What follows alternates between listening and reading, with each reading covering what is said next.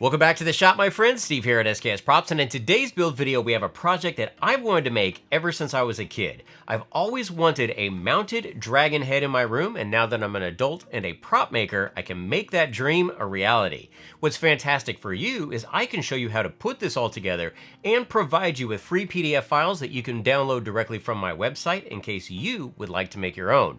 The only thing I ask in return is like, share, and subscribe my videos, and if you want to take it a step further, this dragon head is of course made all out of my HD foam, which you can find over at Blick Art Materials. By going through the links that are in the description section and those that are on my website, not only are you picking up fantastic foam to craft with, but you're supporting me, my family, and this channel, which means I get to continue to make awesome things like this, provide you with free PDF files, and show you how to put it all together. So I want to show you what it takes to put this dragon head together. Let's go ahead and get started. Like most of my builds, I created a quick and dirty prototype to help refine my templates.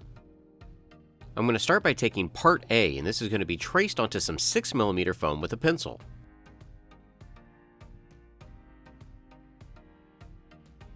To help me mirror the two halves of the head, I'm going to do a rough cut around the template and then transfer this again onto the 6mm foam. A tiny bit of super glue is added to tack the two pieces of foam together. This way I can cut both halves out at the same time. All the cuts are going to be at a straight 90° except for the beak of the nose. This part of the build is going to be cut at a 35° angle with a well-sharpened hobby knife. This cut angle will allow the front of the nose to create a complex curve. Two thin layers of weldwood contact cement are applied to the front of the nose and the top of the skull. After the contact cement had been allowed to dry, the front of the nose can now be firmly pressed together. I like to start at the bottom and work my way to the top. And if the seam isn't perfect, don't worry about it because you can sand the seam smooth.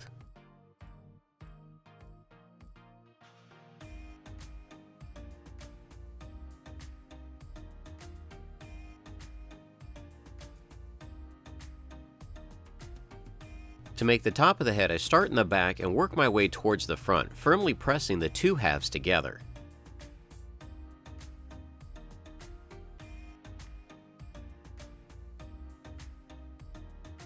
Press the skull together until you get to the very top of the nose. There's going to be a gap and you're going to leave this open because we're going to fill it with foam later on.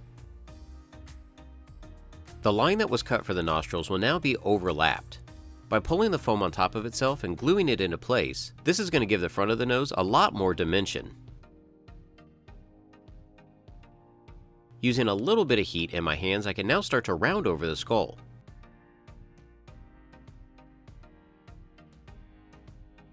And here you can see more clearly the gap at the top of the nose that I was talking about. Part B is going to make up the lower section of the dragon's face. This is also going to be traced onto some 6mm foam.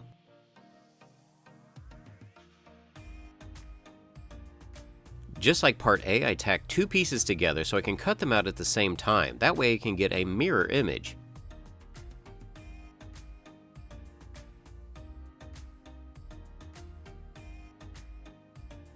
Part B can now be attached to part A, lighting up the eye socket and the front of the nose. Just like the nostril, this part under the eye was also cut so that it could be overlapped. This type of layering technique is a really simple way to give this piece some overall dimension. The same attachment process can now be applied to the opposite side.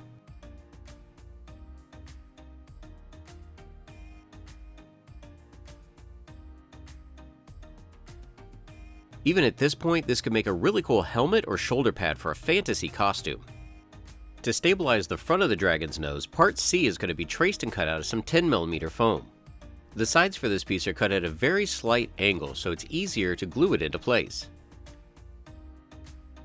Notice how this piece angles up towards the back of the skull.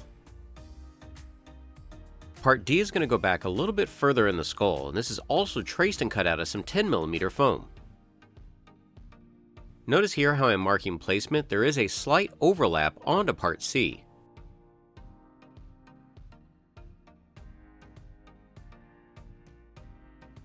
The gap at the top of the nose is going to be closed using part E. This is going to be traced and cut out of some 4mm foam.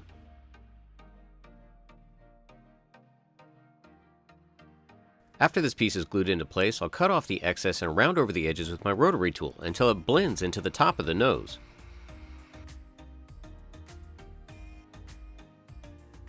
I wanted this piece to be a little more seamless, so I applied some quick seal with a silicone tip tool. I could then go in with a little bit of water on my finger to smooth out the quick seal.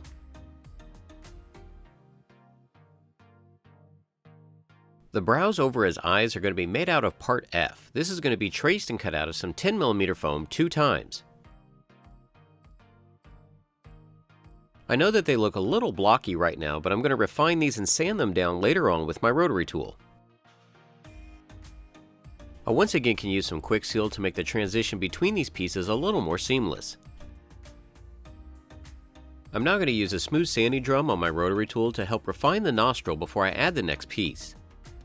Part G is going to create a bump out above the nostril, and this is going to be traced and cut out of some 6mm foam.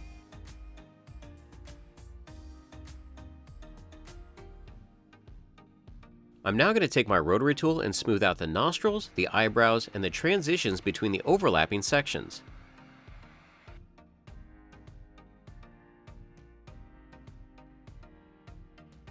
The lower jaw for the dragon's head is going to be made up of part H. This is also going to be traced and cut out of some 6mm foam. Just like the upper section of the head, there's a cutout that's going to overlap. After these sections have been glued, this is going to give the lower jaw some volume.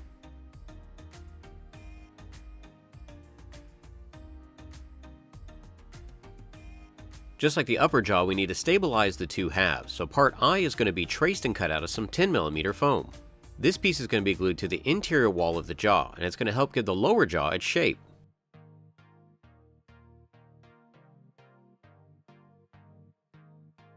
To bulk out the front of the jaw, part J is going to be traced and cut out of some 6mm foam. After the foam has been rounded, it can be glued into place.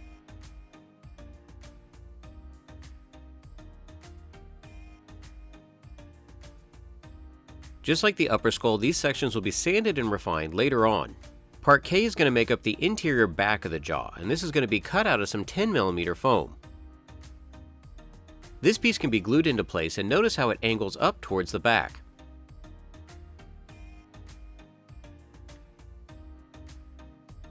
Part L is going to close off the bottom of the jaw, and this is going to be traced and cut out of some 6mm foam.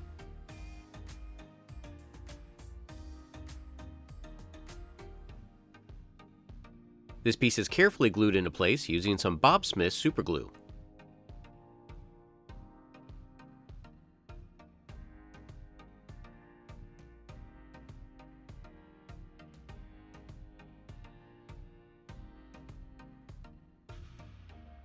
Part M is going to close off the back half of the lower jaw, and this is going to be traced and cut out of some 6mm foam.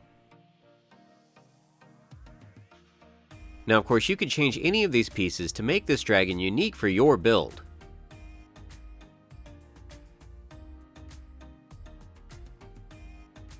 I cut a small block of 10mm foam and glued that on the inside.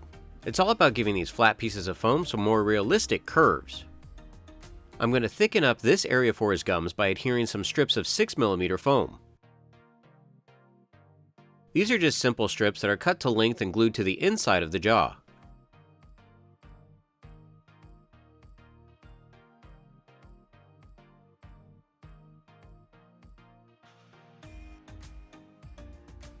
Additional foam can be cut away, and then the gums and the lower jaw can all be sanded. After sanding all these pieces, I apply a little bit of heat to help smooth out the surface. Making gums for the top jaw is the exact same process, gluing in small strips of 6mm foam.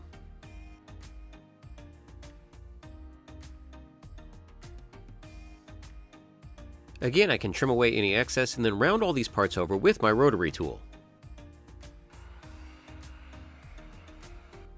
With the upper and lower sections of the dragon's head blocked out, I'm going to take a little break from this and move on to his eyes. Small plastic Christmas bulbs are going to be used to fabricate his eyes, and I have links for these down in the description section. The iris for these eyes is going to be made out of 6mm foam.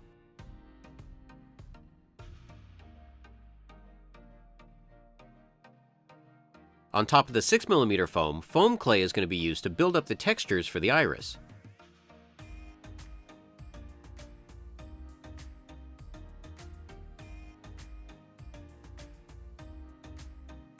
Once I have a decent amount of material on the surface, I'll go in with silicone tip tools to start moving the foam clay around.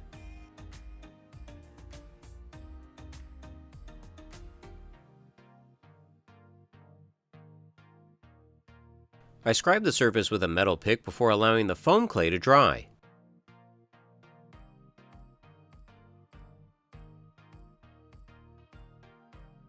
After 24 hours, the foam clay had set up enough that I could use a rotary tool and a wire brush to distress the surface. On these eyes, I'd like the pupils to be a little more recessed, so I'm going to achieve that by using a heat tool.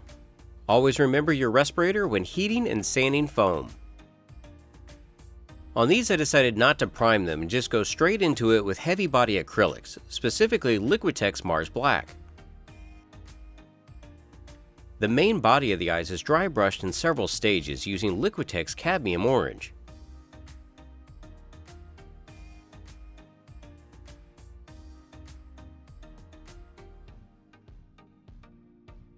Cadmium Red is then applied to the perimeter.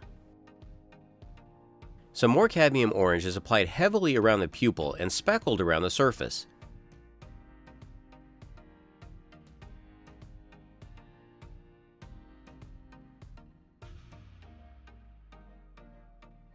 Now I can go in with a detail brush and define the final shape of the pupils.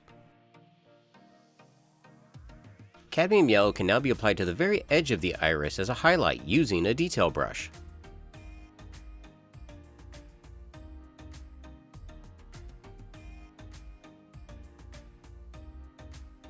I'd like these eyes to have a little more life to them, so I'm going to add a Vallejo gloss varnish to the surface.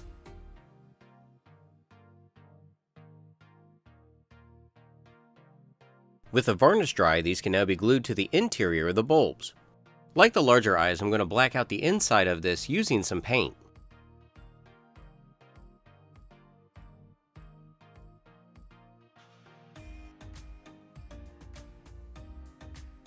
Here's a test fit of where it's going to fit inside of the dragon's head.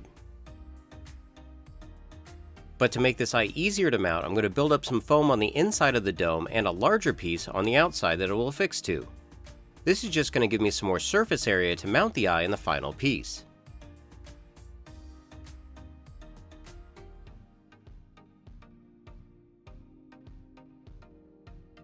I'm going to start off by making a couple of large layered horns by using the horn pattern Part A.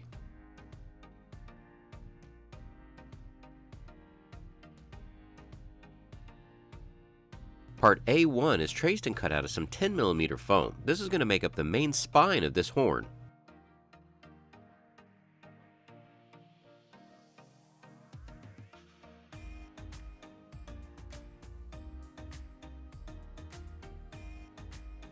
Part A2 is also going to be traced and cut out of some 10mm foam. To make sure that it's mirrored on both sides, I apply some small dots of super glue. That way I can cut out two pieces of 10mm foam at the same time.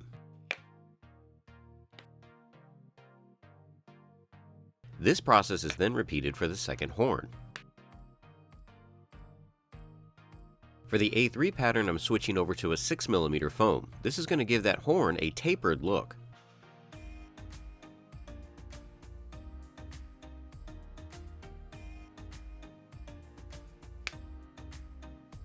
Here you can see how the horn is starting to come into shape. A4 is also going to be traced and cut out of 6mm foam.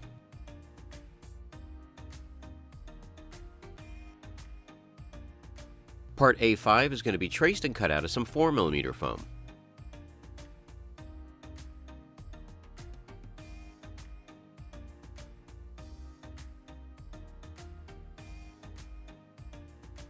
With all my layers cut out, I can now start to manipulate the central spine. This is how I'm going to give the horn a unique compound curve. With A1 bent to the shape that I want, I can now glue A2 onto the side. Before I get too far, I want to make sure that the second horn curve matches the first. So here you can see I take my other A1 piece and bend it the opposite direction to match the first.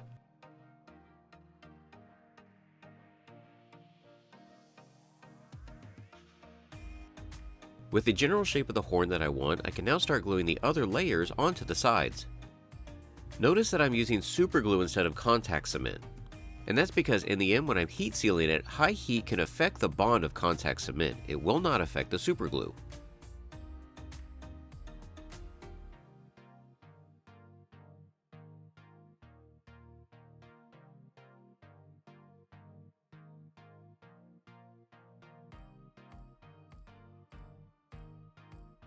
With the final layers glued on, you can see how these flat pieces of foam took on a really cool shape. Now I can take the horns over to my sanding station, and using my rotary tool, I'm going to sand down the transitions between each layer on the horn.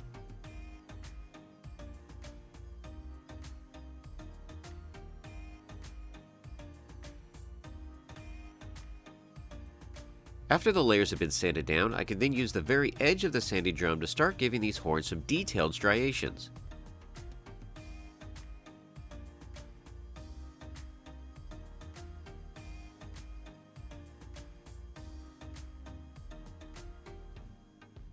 With the sanding complete, I can now use my heat gun to heat seal the foam on both horns. And you can see with my HD foam, it makes it extremely smooth and very organic. With the horns complete, I can now start to think about how to attach these to the head. I've determined that I need to cut these horns at an angle to get the look that I'm going for. And that's the great thing about foam, it just takes a sharp knife and some sanding to get the shape you need.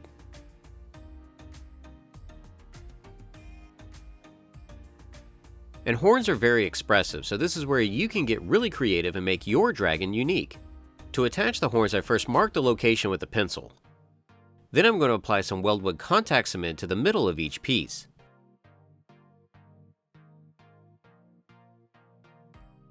After that's dry, I'll apply some super glue along the perimeter.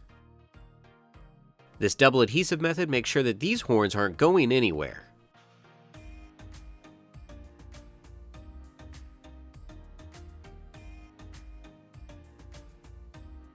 I make sure the placement is perfect, and then the second horn can be glued on in the same way.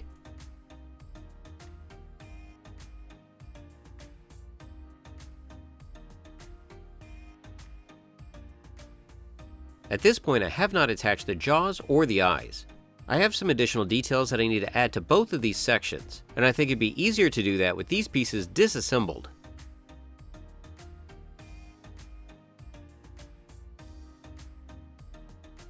So that's where I'm going to wrap up part 1 of this build, but hopefully you'll swing back by for part 2 where I'm going to be adding a ton of details to this. And even though I'm using this as a wall-mounted dragon head, hopefully a lot of you out there are extremely creative and you could use this for cosplay and for puppets. And if you are building any of my builds or utilizing HD foam, be sure to tag me at SKSProps on Twitter and Instagram because I want to see your creations. Until next time, build your best with the best. HD foam.